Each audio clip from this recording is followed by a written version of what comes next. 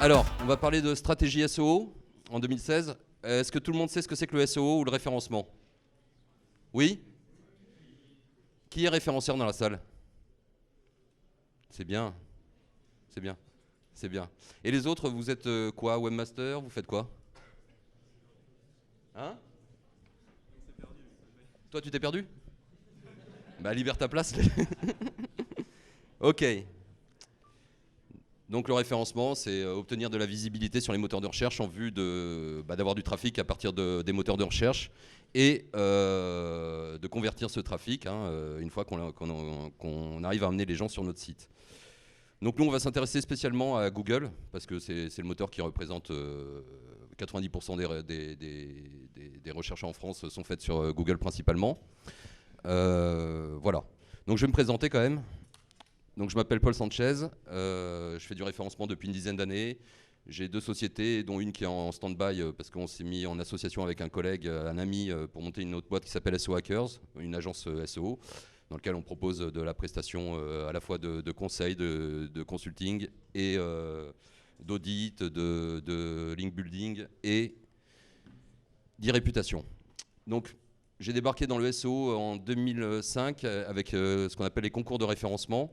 Les concours de référencement, c'est je vise un mot-clé. Par exemple, tout le monde dans la salle participe au concours. Pendant un mois, on doit se positionner sur Tartampion. Et le premier qui est sur Google au bout d'un mois sur Tartampion a gagné le concours. Donc moi, j'ai débarqué dans le monde du SEO comme ça, par hasard. Et du coup, pourquoi je vous dis ça? Parce que j'ai découvert le SEO avec ce qu'on appelle le netlinking. Tout le monde sait ce que c'est que le netlinking? Bon, le netlinking, c'est la base de l'algo de Google. C'est basé sur ce qu'on appelle la popularité et sur ce qu'on appelait le PageRank. Ce qu'on appelle toujours le PageRank d'ailleurs. Plus j'ai de votes vers mon site, plus mon site va grimper dans les résultats de Google. Voilà. Donc c'est la faille de Google, le lien. Ok? Et le lien, c'est ce qui nous permet de nous balader de site en site. Voilà. Bon, je passe sur les trucs.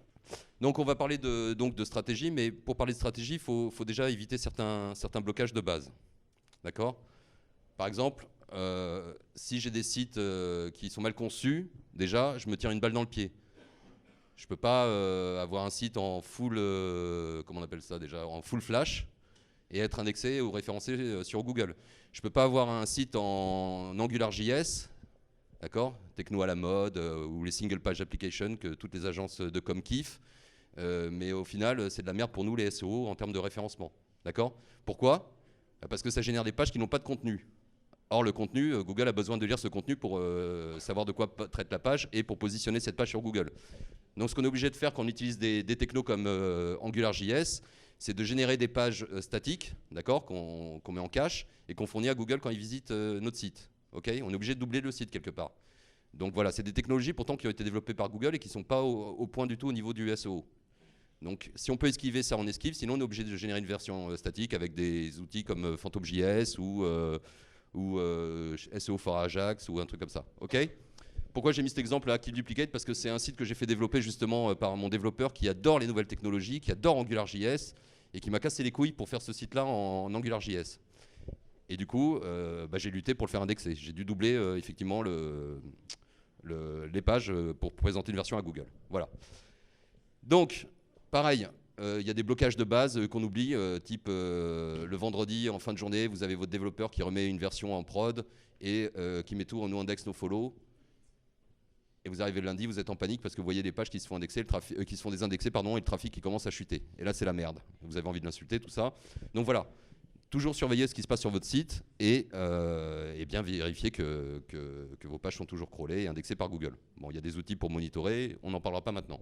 Là, voilà, c'est déjà les trucs de base qu'on rencontre souvent où il y a des merdes, où on n'arrive pas à être indexé. Pareil, j'ai travaillé sur un gros site type Le Bon Coin, mais version Belgique, où les gars, ils veulent devenir le leader des petites annonces en Belgique, etc. Sauf que toutes les pages internes renvoient une canonical vers la home. Donc, qu'est-ce qui se passe? Il y a, je sais plus, 70% des pages qui n'étaient pas indexées. Heureusement, Google est super sympa et des fois ignore la balise canonical. C'est bien ou c'est pas bien, on verra. En tout cas, voilà. Donc, tout le monde sait ce que c'est qu'une canonical? Normalement, là, j'en perds 40 ou 60%. Hein, une canonical, c'est quand il y a plusieurs URL qui pointent vers le même contenu, soit avec des paramètres de tri ou autres, on lui dit bah voilà la page principale, les autres ne sont qu'une copie finalement de cette page-là, ne les prend pas en compte, d'accord? Mais ça peut être utile des fois quand on a des tris à présenter sur des sites e-commerce, etc. Bon, on enchaîne. Pareil, quand on a du contenu de qualité de merde, et on va voir juste après dans le slide après, ça peut être une source de blocage et de non-indexation, de non-positionnement du site sur Google.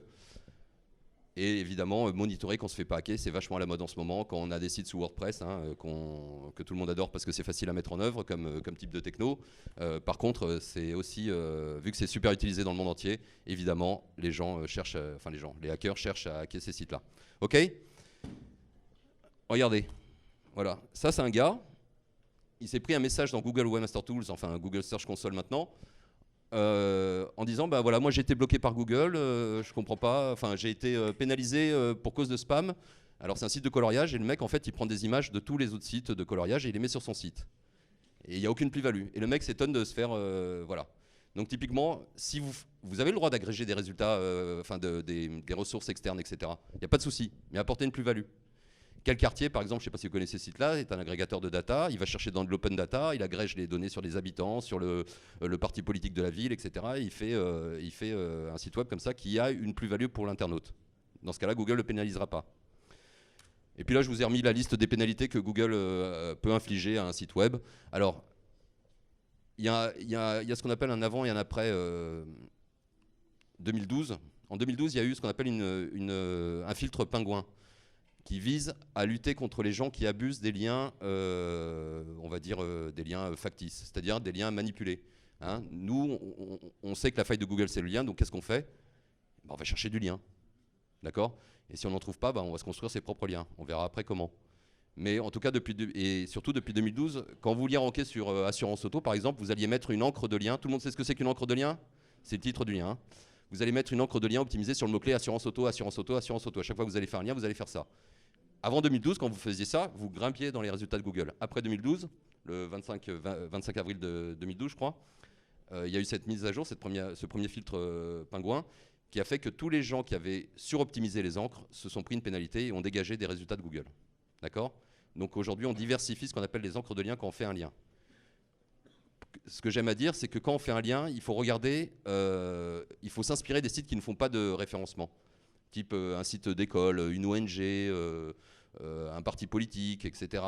Vous regardez leur profil de link et surtout leur profil d'encre de lien et vous verrez, ils ont tout en volume de lien, la première encre, ça va être http://monsite.com, ça va être www, ça va être ma marque, mais ça va pas en aucun cas être assurance auto. Ok? Donc on essaie d'avoir un profil d'encre de lien naturel. En diluant à fond les encres optimisées. Et ce qu'on va faire, c'est qu'on va jouer sur le contexte. Si je vise le mot-clé assurance auto, évidemment, mon contexte va être hyper important. Et je vais, comment dire, je vais mettre le mot-clé proche de mon lien, mais pas forcément ancrer mon lien. OK? Allez, on repart sur les basiques. Donc le SEO, on a tendance à dire, voilà, il y a un triptyque, il y a tout ce qui est technique, ce qu'on a vu un peu avant, hein, tous les facteurs bloquants, tout ce qui est popularité, ce qu'on appelle le netlinking et l'autorité, et tout ce qui est contenu. Ce qui est architecture, plus construction de ma page et tout ce qui est champ lexical ou champ sémantique. OK? Voilà. Alors, ça je l'ai mis parce que on a souvent des clients qui nous disent ouais, il y a Google qui recommande d'être mobile friendly ou qui recommande de passer au HTTPS ou d'avoir un site qui charge rapidement. OK. Si on fait ces optimisations-là, c'est pas pour Google, c'est pour l'internaute. Vous les premiers, quand vous visitez un site, quand vous êtes sur votre mobile, s'il n'est pas mobile friendly, s'il n'est pas responsive, etc., vous vous cassez. D'accord? Donc on oublie Google dans ce cas-là, on met en œuvre ce qui va servir à notre internaute. Hein? Pareil, le HTTPS. J'ai un e-commerce, il est évident qu'il me faut du HTTPS. Hein, ne serait-ce que pour... c'est un élément de réassurance vis-à-vis de l'internaute qui va acheter sur mon site. S'il y a une interface privée, il me faut du HTTPS. C'est pas pour faire plaisir à Google parce que Google a dit qu'il fallait mettre du HTTPS. Pareil pour la vitesse de chargement d'une page. Hein. On ne fait pas d'optimisation de la vitesse pour Google, on fait de l'optimisation de la vitesse pour satisfaire l'utilisateur. OK? Bon, après, si ça plaît à Google, tant mieux. Bon, donc on a vu les erreurs tout à l'heure, mais le premier basique avant de commencer quoi que ce soit, c'est quand même d'étudier ce qui se passe chez les autres. Hein. Si je vais être premier sur Assurance Auto, je vais voir ce que font les autres. Est-ce qu'ils ont un site dédié à l'assurance auto ou plutôt un site dédié à l'assurance en général, à l'assurance habitation, etc. Regardez les 10 premiers résultats et s'en inspirer. Regardez leur stratégie de netlinking, regardez leur stratégie de contenu, regardez leur stratégie d'architecture, comment ils construisent leur site. Et puis, quand même, encore une fois, pour revenir à l'utilisateur, le plus important, quand même, c'est de savoir ce que l'utilisateur recherche quand il vient sur notre site. Qu'est-ce qu'il attend? Ok, ça, on va voir un petit peu. Et puis, évidemment, le contenu, netlinking. Et puis après, on verra si on a le temps de faire un petit test sur... Ah non, quoi qu'il n'y a pas de connexion Internet, donc ça, on va l'oublier. Mais j'en parlerai tout à l'heure. Ok, savoir ce qu'il attend l'internaute, c'est savoir ce qu'il cherche, leur donner la réponse et évidemment, si on peut leur offrir une page à leur image pour qu'ils convertissent. Je vais vous donner un exemple. J'avais travaillé pour une boîte qui s'appelle Essilor, donc qui fait du verre, etc. Et ils voulaient absolument générer des pages personnalisées en fonction de la requête de l'internaute. D'accord ? Si l'internaute tape problème ordinateur lumière bleue, ils veulent que quand il arrive sur quand il tape cette requête, ils arrivent sur une page personnalisée qui va répondre à cette requête évidemment. Oui, ah non, on ne voit pas l'écran ça. Hop. Donc, ils m'ont demandé justement de savoir ce que les internautes cherchaient. Donc à l'époque, il n'y avait pas encore beaucoup d'outils, donc je me suis basé sur 2 outils principalement et on va voir lesquels. Mais déjà, voilà, ça a donné des choses comme ça. On sort les mots-clés racines, hein, les lunettes, l'œil, les lentilles, les différentes maladies. C'est une maladie, la myopie? Ouais, une maladie. Astigmate, etc. Et en dessous, vous voyez, j'ai mis toutes les questions possibles que se posaient les internautes. Comment j'ai trouvé ces questions? Il y a 2 gros sites, où il y avait en tout cas, et il y en a plus maintenant. C'est Google Suggest, évidemment. Donc, qu'est-ce que j'ai fait dans Google Suggest? J'ai tapé comment, étoile, myopie, par exemple. Pourquoi, quand, comment, toutes les questions toutes les questions qu'on peut se poser avec les différents... voilà. Et j'ai obtenu une liste de résultats. Et cette liste de résultats, j'ai regardé si ces requêtes généraient un petit peu de trafic. Évidemment, plus la requête est longue, moins ça va générer de trafic. Mais plus c'est ciblé et plus ça emmène aussi vers des choses précises et certainement une conversion possible. Et je me suis servi aussi de Yahoo Answer. Hein. J'ai regardé les top trends sur Yahoo Answer et j'ai regardé par rapport à la myopie, par rapport à d'autres mots-clés, ce qui sortait, ce que les gens cherchaient. Aujourd'hui, il y a un site qui facilite les choses qui s'appelle Answer the Public, qui est un site qui en fait va piocher dans Google Suggest, mais qui fait déjà tout le job des questions et qui vous fait gagner du temps. Voilà, pour vous donner l'exemple de Google Suggest, voilà, c'était ça à l'époque. Vous voyez, j'ai sorti ça. Alors l'étoile, je ne sais plus si ça marche encore, mais certainement. Voilà, on a retiré évidemment les faux positifs, on a éliminé les questions similaires, on a classé les questions dans des catégories. Voilà, hop, je passe vite. Pareil pour Yahoo Answer. J'ai tapé des mots-clés, j'ai regardé toutes les questions que les gens posaient. J'ai extrait les top questions pour chaque thème. Et j'ai concaténé les 2. Et j'ai obtenu des choses, voilà, qu'est-ce que la myopie, comment je peux réparer mon hypertropie, ou je ne sais plus quoi, etc. Voilà, ça c'était la petite parenthèse sur comment répondre aux requêtes de l'internaute et à ses questions. Et surtout trouver ce qu'il va chercher. Bon, pour revenir encore aux stratégies SEO, donc on va parler d'arbo, de contenu et de notoriété. Alors, en préambule, je vous avais dit que moi, je viens plutôt du netlinking puisque j'ai découvert le SEO avec le lien. Ok ? Donc, ma dominante, c'est vraiment le link building. Donc, je vais passer vite sur les 2 premiers et après, je vais attaquer plutôt ce qui me branche à fond. Bon, on va quand même parler d'arbo optimisé. Alors, vous avez tous entendu parler du cocon sémantique de Laurent Bourrelli, hein, ce qui est les silos, c'est-à-dire que je construis des ensembles de cocons hein, qui vont être soit isolés, soit qui vont avoir des liens entre eux, et je vais traiter toute la thématique. Votre site, pour moi, ça doit être le Wikipédia de la thématique. Si je travaille sur l'assurance auto, il faut que je traite toute l'assurance auto. D'accord ? Il faut que je traite peut-être toutes les assurances. Et effectivement, si je travaille sur cette thématique-là, vous regardez les 10 premiers, ce n'est pas un site qui est dédié à l'assurance auto qui se retrouve dans la première page de Google sur cette requête-là. Ça va être des sites qui vont traiter tous les types d'assurances. Donc déjà, j'ai intérêt à faire un site global et pas un site juste sur le mot-clé assurance auto. Pourquoi je parle de cette requête? Parce que pour moi, c'est la requête la plus difficile en France aujourd'hui. À part la cigarette électronique, l'assurance auto, c'est vraiment le Saint Graal. La mutuelle à côté ou le rachat de crédit, c'est du pipi de chat. Alors, bon, ça je vais passer. Hein. Par exemple, si j'ai un e-commerce, effectivement, je vais avoir des produits. Si je veux enrichir mes pages, je vais créer des guides en parallèle qui vont renvoyer vers ces produits ou ces catégories de produits. Et je vais enrichir mon site comme ça. Et je vais faire ce qu'on appelle du maillage interne intelligent hein, et construire mes contenus comme ça et enrichir mes contenus comme ça. Voilà, bon ça je passe là-dessus. Par contre, enfin je passe. Non. Il est important aussi, ouais, ça c'est des basiques, d'enrichir ces pages avec ce qu'on appelle des entités nommées. Hein. Tout le monde sait ce que c'est qu'une entité nommée? François Hollande, c'est une entité nommée, c'est une personne. Le Sénat, c'est un lieu. Les entités nommées, c'est tout ce qui représente quelque chose, comme des dates. Voilà, là, il y a de l'organisation de la personne, et puis il y a plein d'autres entités nommées, des chiffres, des nombres, des heures, etc. C'est des entités nommées, et on va essayer d'enrichir nos pages avec ces entités nommées. D'accord?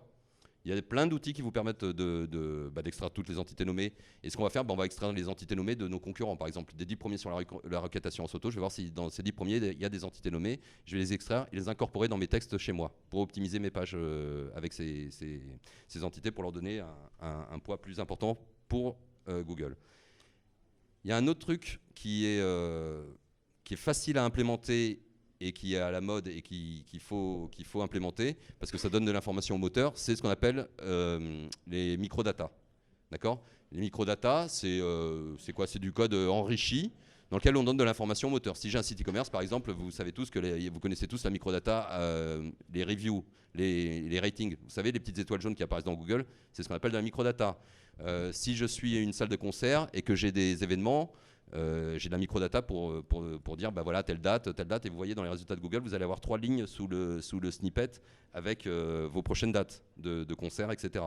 Il y a des microdata pour tout, pour dire je suis une organisation, sur votre page d'accueil, voilà, j'ai une société, elle s'appelle SO Hackers, voilà mon site web, voilà comment me contacter, etc. etc. Vous irez voir schema.org et JSONLD, je ne l'ai pas mis, mais vous tapez JSONLD dans Google, et vous trouverez. Pourquoi je mets JSONLD? Parce que c'est plus facile à implémenter que tout ce qui est microdata classique. Voilà. Je me suis couché à 3h du mat, donc j'ai des petits trous de mémoire. Ne m'en veuillez pas. OK. Et on va passer à ça. Voilà, j'aime bien sortir cet exemple. Là, je pars dans le rachat de crédit. Ça, c'est le site qui est premier sur la requête rachat de crédit. Vous irez voir sa page. Elle est magnifique. C'est le Wikipédia de la requête. C'est-à-dire que sur cette page-là, il y a tout ce qui est relié au rachat de crédit. D'accord? Qu'est-ce que le rachat de crédit, comment faire un rachat de crédit, etc. C'est une super page, super bien construite et une source d'inspiration pour faire des belles pages d'atterrissage pour les internautes.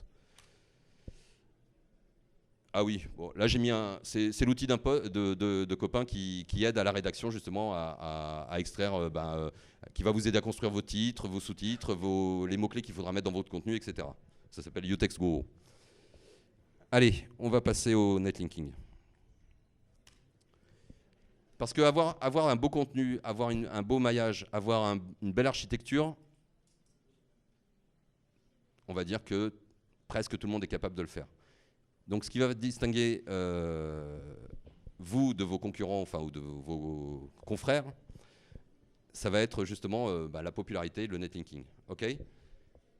Quand vous débarquez dans un secteur et que vous êtes un petit nouveau et que vous voulez débarquer et lutter avec des gros, type, imaginons, demain, vous voulez lancer justement un site de petites annonces en France et lutter avec Le Bon Coin et de petites annonces immobilières et Se Loger. Soit vous arrivez à lever des millions et vous faites de la com télé, etc. Soit vous avez intérêt à accélérer le truc, parce que derrière, il y a des investisseurs qui veulent voilà, que ça aille vite, sinon ils ferment le truc, ils ferment le projet. Et on est obligé d'accélérer les choses. Et une des façons d'accélérer les choses à moindre coût, c'est d'utiliser des stratégies de netlinking. D'accord ? Donc je vais en détailler quelques-unes, il y en a d'autres, mais on va en voir. Il y en a des plus ou moins respectueuses des règles de Google. Après, tout dépend comment on fait les choses.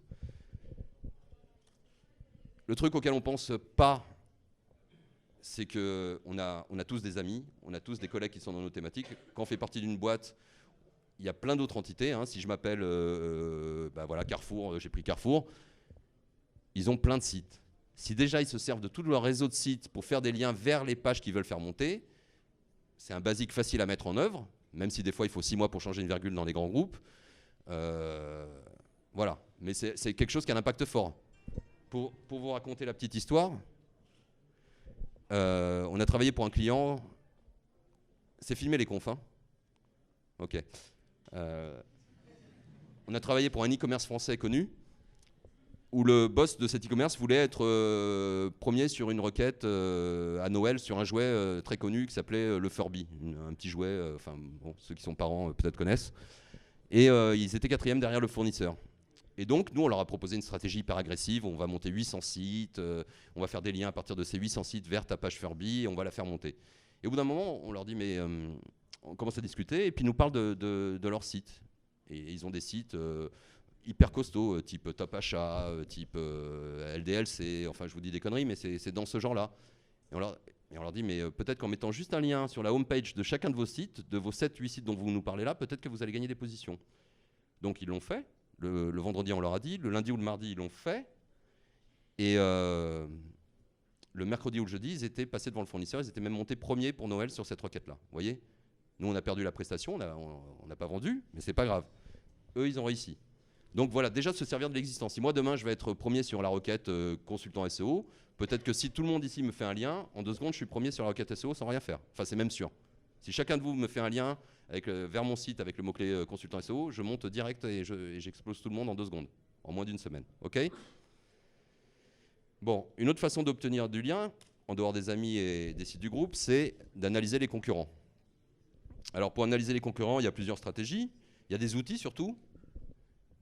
Ahref, Majestic SEO, OpenSite Explorer, SEO Observer, etc., etc. Tous ces outils qui vous permettent d'analyser les liens de vos concurrents. Vous connaissez tous ces outils ? Il y a au moins un tiers qui connaît puisqu'ils sont référenceurs. Les autres, c'est des outils qui vous permettent d'extraire les liens de vos concurrents. Hein ? Puisqu'aujourd'hui, la commande link de Google vous donne très peu de liens, voire plus du tout de liens. Et on ne va pas regarder les liens sur les autres moteurs type Bing parce que de toute façon, ils ne les donnent plus, même s'il y a d'autres techniques pour les avoir. Mais ça, c'est exhaustif. L'inconvénient, c'est que tous ces outils sont payants, évidemment. Hein ? Ça coûte $80 à peu près ou $90 selon les outils. Et donc, on va identifier les backlinks de nos concurrents, voir là où on peut poster aussi, ou voir leurs meilleurs backlinks et essayer de, soit de contacter le webmaster si c'est un partenariat, soit si c'est un forum d'aller aussi répondre aux topics, etc. Déjà, voilà. Faire ce qu'ont fait les autres depuis des années quand nous on débarque et qu'on veut se positionner comme eux. Et puis il y a un truc qui fait gagner du temps parce qu'aller analyser les 10 premiers sur une requête, ça prend beaucoup de temps. Par contre, prendre les liens des 10 premiers et regarder ceux que les 10 premiers ont en commun, vous voyez, c'est ce type d'outil. Je prends le domaine de mon concurrent numéro 1, le domaine de mon concurrent numéro 2, etc. Là, j'ai pas mis, mais on peut aussi enlever le nôtre. Dire, je veux tous les liens de mes concurrents qu'ils ont en commun, le site 1, 2 et 3. Le site 1 et 3 peuvent avoir le même lien, et le 2 et 3 aussi, mais je ne veux pas que moi que ce lien soit présent que j'ai ce lien qui pointe vers chez moi. Et là, j'ai un croisement des liens en commun de tous mes concurrents, et du coup, je vais gagner du temps et pouvoir filtrer plus vite et obtenir les meilleurs liens qu'eux ont aussi. Hein, si eux sont en première page sur telle requête, évidemment, si je fais cette strat, je vais gagner aussi des positions et gagner du temps. Une autre façon d'obtenir des liens des concurrents, c'est tout simplement de parcourir leur site. Donc si je reprends ma requête poker en ligne, là j'ai mis poker en ligne comme exemple, je vais extraire je vais parcourir les 10 premiers ou les 100 premiers avec des outils ou à la main ou avec un script si je suis développeur, etc. Vous vous démerdez. Et je vais parcourir chacune des pages, crawler tous les sites et voir tous les liens sortants qui sont foireux. Vous voyez, vous avez des liens qui sont là depuis des années sur vos sites, et peut-être que le lien que vous faites vers quelqu'un, le webmaster n'a pas renouvelé son domaine, et vous avez un lien qui pointe vers rien. Et c'est comme ça que je peux, si j'arrive à récupérer ce nom de domaine, j'ai un lien qui pointe de mon concurrent vers chez moi du coup, puisque j'ai juste à soit faire une redirection de ce domaine vers chez moi, ou à m'en servir pour faire un lien qui pointe vers chez moi. Ok ? C'est une stratégie classique connue, mais qui fonctionne encore très bien. Bon là je vous montre, donc voilà, je crawl chacun des sites pour en extraire les liens externes. Là c'est un outil qui s'appelle Scrapbox, mais il y a d'autres outils. Je garde ceux qui ne renvoient, alors il faut vraiment regarder ceux qui ne renvoient aucun header HTTP, aucun en-tête HTTP. Un en-tête HTTP, quand une page elle répond normalement, elle renvoie un en-tête HTTP 200. Tout le monde le sait ça ? Bon, c'est bien. Ça va au fond ? C'est bien. Bon bref. Je regarde que ça envoie aucun en-tête HTTP. Je regarde. Pourquoi je fais ça ? Parce que quand je vais trier et faire des tests sur 10 000 domaines, je ne vais pas pouvoir faire du check de WHOIS rapidement. Hein, vous savez que tous les outils de WHOIS publics, type Gandhi, OVH, Internet BS et tout le bordel, sont limités déjà en termes de nombre de sites que je peux checker par 24 heures. Et donc, je vais avoir des limitations. Donc déjà, je fais un premier filtre en regardant tout ce qui ne renvoie aucun header HTTP, ni DNS. Et à partir de là, je regarde s'ils sont disponibles. Une fois que ces domaines sont disponibles, donc voilà, là je vous avais mis un autre outil qui vous permettait de regarder beaucoup plus de noms de domaine d'un coup. Ne le notez pas, ça ne sert plus à rien, il vous permet que d'en checker plus que 200 maintenant, parce qu'à force de faire des confs et à force de le dire, les mecs ils bloquent. Mais ce qui m'intéresse surtout avant de les acheter, donc ceux qui sont disponibles, je vais analyser la qualité et de ces noms de domaine avant de les acheter. Est-ce qu'ils ont été spammés déjà? Est-ce qu'ils ont déjà été repris par des Chinois? Enfin, je dis des Chinois parce que c'est des top, c'est des top domaineurs, c'est des gars qui sont capables de racheter beaucoup de noms de domaine expirés avant n'importe qui, ok? Et de les pourrir avec du Viagra, du Cialis et tout le bordel. Donc je regarde ceux qui sont pas spammés. Comment je fais ça? Je regarde les encres de lien justement qui pointent vers ces domaines-là. Si je vois des encres de lien Louboutin, Cialis, tout le bordel, alors c'est qu'il a déjà été overspammé et que je vais peut-être pas le racheter. Ok? Par contre, le problème du nom de domaine expiré, c'est qu'on ne peut plus analyser son trafic. Il n'a plus de trafic aujourd'hui, le nom de domaine expiré, il vaut plus rien. Donc je suis obligé d'utiliser des indicateurs externes. Alors, à une époque, on utilisait ce qu'on appelle le PageRank. Maintenant, le PageRank, il n'est plus mis à jour et ça y est, il a complètement disparu là, depuis quelques mois. Donc, j'utilise des métriques comme ce qu'on appelle le TrustFlow de Majestic, qui est un outil qui permet d'analyser les backlinks et qui a mis en place un espèce d'équivalent, attention, à prendre avec précaution puisque ce n'est pas Google, d'équivalent qui s'appelle le TrustFlow, c'est-à-dire la qualité des liens qui pointent vers mon site. Et c'est un métrique qui va de 0 à 100. Donc, plus j'ai un TrustFlow important, mieux c'est. Et on dit qu'il y a un ratio entre le trust flow et le citation flow qui est le volume de liens. Hein, c'est la qualité versus le volume. D'accord? Donc là, par exemple, à l'écran, est-ce que j'ai un nom de domaine qui est valable? Non. Parce que là, l'ETF, c'est le trust flow. J'ai ici un nom de domaine qui a un trust flow de 9 et un citation flow de 12, qui a 232 domaines qui pointent vers lui. Ça vaut peut-être le coup de l'acheter. Il faut voir. Mais non, je ne peux pas l'acheter parce qu'il est spammy. Donc ça ne me sert à rien. Okay, ça, c'est des outils qu'on se développe en interne. Hein, pareil. Soit il faut être dev, soit se faire accompagner d'un dev, soit utiliser des outils publics, encore une fois, type Majestic ou Href. C'est clair ou pas? Ben, c'est bien. Donc en fait, on a obtenu des liens des concurrents, mais c'est aussi la même strat pour obtenir des domaines expirés quelconques. On verra juste après une autre façon de faire. Il me reste 15 minutes. Bon, et puis les top liens, ce que j'appelle les top liens, mais qui sont les liens classiques finalement, les liens qu'on utilise depuis des années. Déjà, tout ce qui est guide, annuaire professionnel, vous êtes une entreprise, vous êtes inscrit forcément sur le site de société.com, puisque société.com prend les datas de l'INSEE, enfin l'INSEE envoie les datas à société.com. Voilà, société.com appartient à La Poste. Allez, je vous la jette comme ça.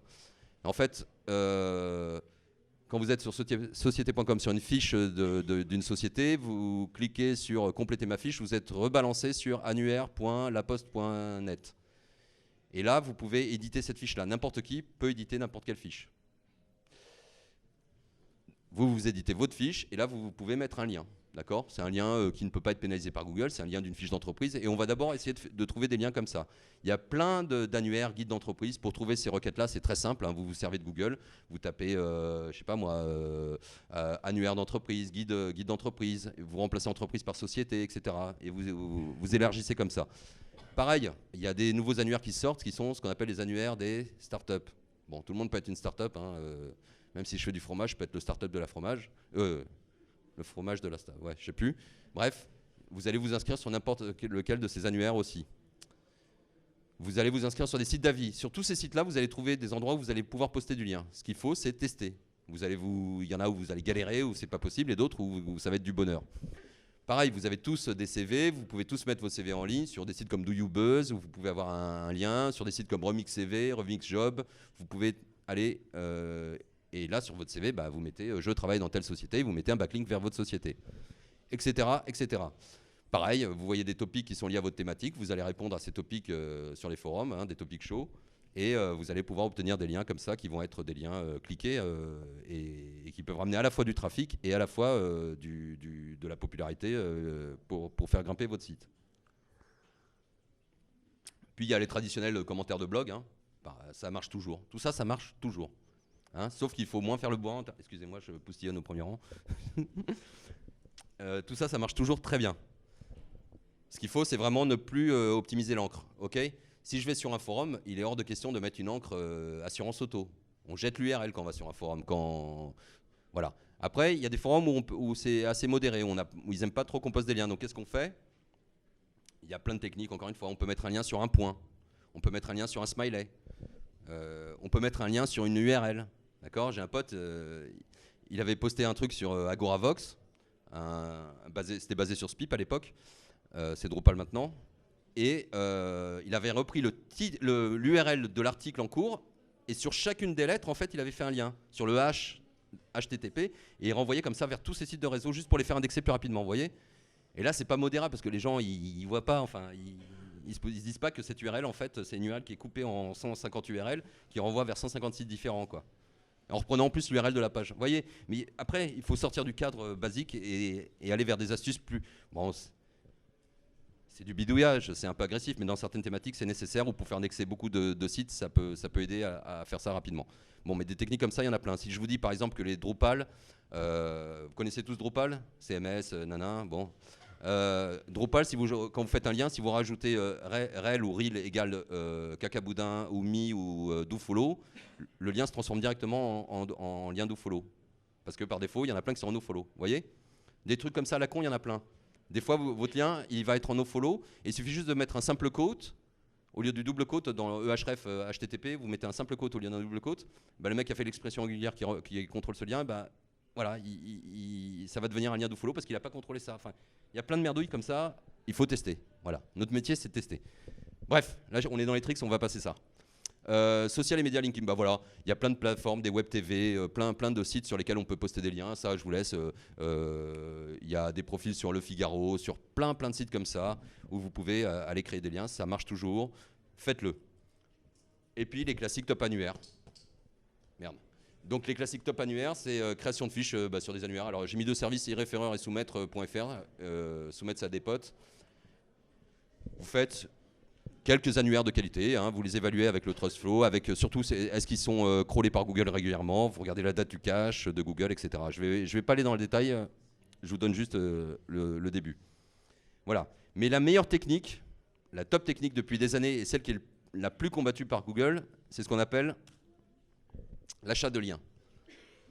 Acheter des liens, c'est-à-dire on gagne du temps, on paye des gens pour nous faire des liens. Hein, je te file 50 balles, et vous me faites un lien. OK ? Un lien soit dans un article, soit en homepage, en sidebar, en ce qu'on veut. Voilà.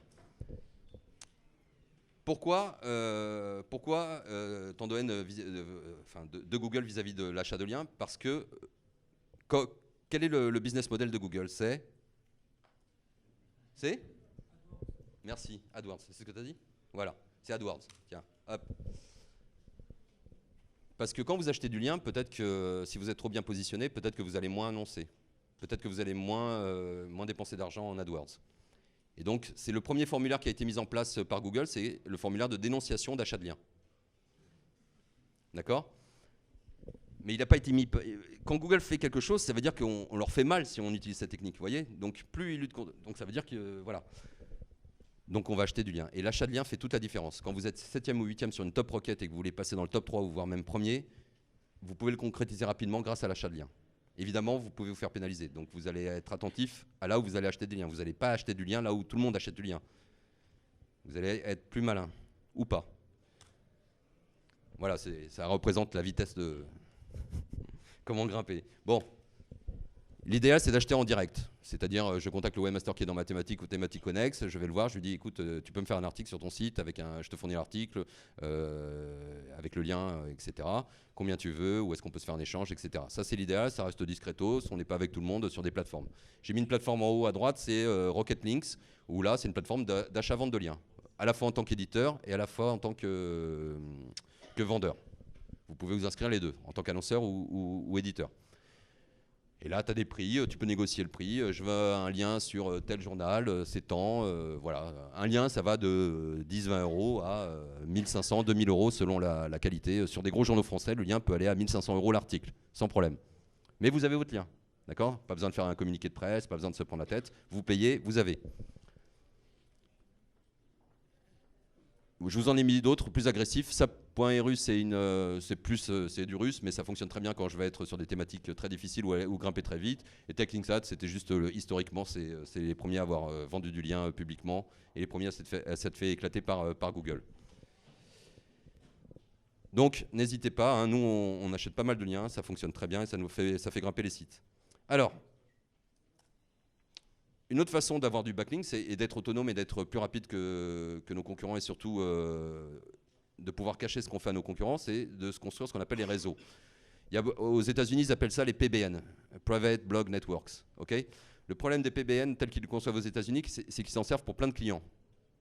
Et au bout d'un moment, tu as des plateformes comme ça qui sont fait démonter parce qu'ils vendent du lien à n'importe qui sur les mêmes sites. Si vous faites un réseau, faites-le que pour votre client, que pour chacun de vos clients. Même si vous avez 2 clients dans l'immobilier, vous faites un réseau pour lui, un réseau pour l'autre. Vous isolez tout. On va commencer par les réseaux. Alors, les réseaux de liens, je peux faire soit du réseau public, si ça diversifie le type de lien, hein, on verra après, ou du réseau privé. Les réseaux publics, c'est quoi? Tous les sites qui vous permettent de créer du backlink, enfin de créer des sites ou des blogs sur des plateformes gratuites. Hein. J'en ai mis quelques-unes ici, là, en photo, mais la requête à taper, c'est créer un blog, créer un site, créer un blog gratuit, créer un site web gratuit, etc. Et là, vous allez avoir plein de plateformes, vous les testez, vous regardez la qualité des plateformes, vous publiez dessus, vous créez des blogs et vous faites des liens qui pointent vers vos pages. Ça, c'est une technique qui est vieille comme le monde, mais qui fonctionne toujours en 2016. Okay, l'inconvénient, je les ai mis là, hein. Ça peut disparaître, ça peut être modéré, les liens peuvent passer d'un seul coup en nofollow, et puis évidemment, il y a beaucoup de SEO qui sont déjà dessus, mais ça fonctionne toujours. Et on pourra pousser aussi ces blogs avec d'autres liens de moins bonne qualité. La technique qu'on préfère en 2016 et depuis 2-3 ans, c'est ce qu'on appelle les réseaux privés. Les réseaux privés, c'est quoi? C'est je crée une galaxie de sites. Alors là, on n'est plus dans les guidelines de Google. Hein. On sort du respect des guidelines de Google. Mais je peux vous dire que c'est des stratégies utilisées par beaucoup de gros acteurs connus et des petits acteurs aussi, hein, bien évidemment. Mais voilà. Donc, c'est quoi? J'ai un monosite. J'ai plein de mini-sites qui font des liens vers mes pages profondes, ou quand j'ai beaucoup de pages à linker ou à faire monter dans les cercles, j'ai besoin de plein de pages et plein de sites différents. Et derrière, je peux pousser ces sites pour les thématiser. J'ai mis ici Expired Domains. Pourquoi? Parce que tous ces sites-là, en fait, on va essayer d'abord d'acheter des sites qui sont... d'acheter des domaines qui ont été expirés. Pourquoi? Parce que Google accorde de l'importance à l'historique d'un site. Hein, il a plus de confiance dans un site qui a quelques années que dans un site qui vient de naître. Il n'y a pas de reset quand quelqu'un laisse expirer son nom de domaine et que vous le récupérez, vous ne repartez pas à zéro, vous conservez l'historique. Même si d'autres disent d'autres choses, c'est faux, on conserve l'historique. D'accord? N'écoutez pas les gens, testez. Donc on achète le domaine expiré, je ne vais pas m'étaler sur les noms de domaines expirés, quoique si. Hop, on va le faire là. J'ai pas lu, mais voilà. Ça, c'est des plateformes sur lesquelles je peux acheter des noms de domaine expirés aux enchères ou en achat immédiat, etc. Ça a un coût et ça dépasse les 8 à 10 euros qu'on paye habituellement pour acheter un nom de domaine nouveau. Donc il y a KiffDom et DomRaider, par exemple. Ça, c'est 2 plateformes françaises où vous achèterez du .fr. Mais il y en a plein d'autres, Expired Domains. Voilà, vous tapez Expired Domains dans Google, vous en trouverez plein.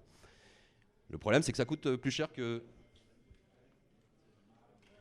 Ça coûte plus cher, il me reste 4 minutes, on est très mal. Ça coûte plus cher que les noms de domaine à 8 euros. Donc, si on reprend la stratégie de comment j'extrais comment j'obtiens un lien à partir de mes concurrents, c'est exactement la même stratégie, hein, sauf que je vais partir de mots-clés qui m'intéressent. Hein. Si je veux me positionner sur assurance auto, je vais prendre les 100 premiers sur assurance auto, je vais extraire je vais parcourir chacune des pages de chacun de ces sites-là, je vais extraire tous les liens sortants et voir s'ils répondent ou pas, et acheter ou pas le nom de domaine s'il est en bonne santé ou pas. Voilà.